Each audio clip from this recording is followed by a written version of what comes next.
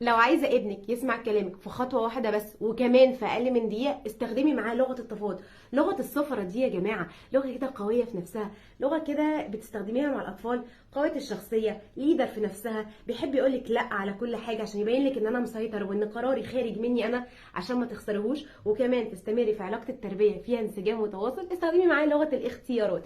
دي اداه قويه جدا في التربيه الايجابيه، بتساعد اي ام واي حد بيتعامل مع اطفال سواء في مدرسه او في حضانه او في مؤسسه تعليميه، انه يتعامل مع الاطفال بلغه التفاوض، لغه الاختيارات. يعني ايه؟ لو انت عندك طفل مش عايز يروح من النادي، تحب نروح من النادي الساعه 8 ولا 8 وربع؟ لو مش عايز يلبس الجاكيت، تحب تلبس الجاكيت الازرق ولا الجاكيت الاسود؟ طب لو هو مش عايز يخلص كوبايه اللبن، تحب تشرب كوبايه اللبن بتاعتك في الكوبايه الزرقاء ولا الكوبايه البيضاء؟ دي اختيارات بتسمح للطفل انه يحس كده بالاستقلاليه في نفسه، ويحس ان انا ليدر وقراري خارج من نفسه. وفي نفس الوقت احنا بنربيهم بذكاء وبنحاول نتواصل معاهم باحترافيه، وبس كده.